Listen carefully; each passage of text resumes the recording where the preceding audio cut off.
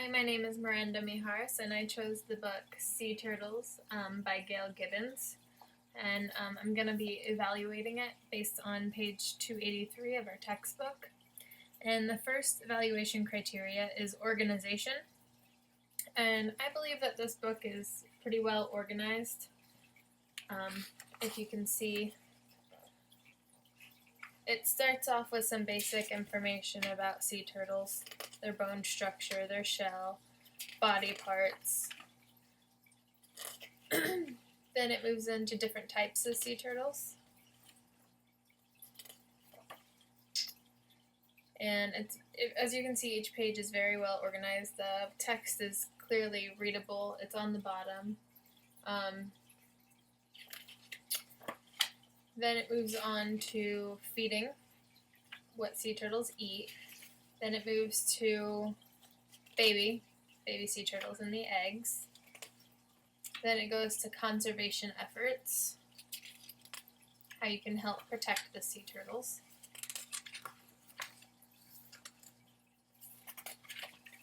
And then the difference between a sea turtle and a land turtle. And then more fun facts. So I believe that this book is really well organized and easy to read to students or to have them read to themselves, depending on the age. The next criteria is style. And is the writer interesting, and does it show the author's enthusiasm of the topic? I believe it does.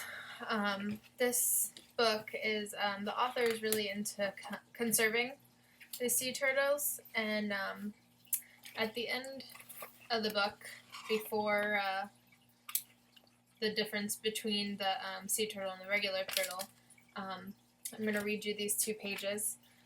It says, "It is good to protect these fascinating creatures in the oceans they live in. Like all other ocean life, sea turtles play an important role in the balance of nature.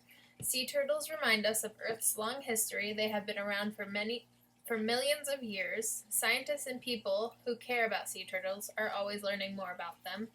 So you can tell that this author really cares, and she's really promoting the conservation efforts and the knowledge about sea turtles. And the next category is design and illustrations. I believe that the design of this book is very well put together. The illustrations are clear. You can see all the different types of turtles. Everything is labeled. If you can see the flippers, on this page, the eyes and the nostrils. And when you get to the different types of sea turtles, everything is clearly pictured. You can see the colors, the shell shapes, the labels. So I believe that this is very well designed and illustrated for students so that they can see all the different types of sea turtles that there are. And the last evaluation criteria is accuracy, authority, and cultural authenticity. And I looked up a few facts that they had in here.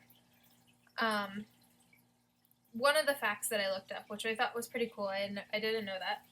It says, you can see the picture. It says, sometimes a sea turtle looks like it's crying, but it isn't sad. The tears are how a sea turtle gets rid of some of the salt water it absorbs from the seawater. And I looked that fact up, and it's actually true. So that was pretty interesting. And then another fact that I looked up was this one here on this page. It says some sea turtles can even swim as fast as 20 miles an hour. And there wasn't a clear consensus on that. There was a range between 15 and 22 miles an hour.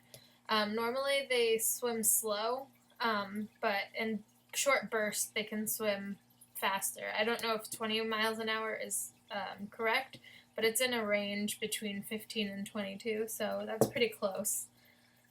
I would definitely recommend this book to other teachers, science teachers. You could use it in your science centers to teach about sea turtles, and Also, you can use it to teach about conservation efforts and the wildlife in the area, especially because we live in Florida. So I really like this book, and so I bought it. So this one's my copy. So I can keep it in my room. I'm going to teach kindergarten, so I think it's an awesome book with great, colorful illustrations and interesting information that students might know, because some of it I didn't even know.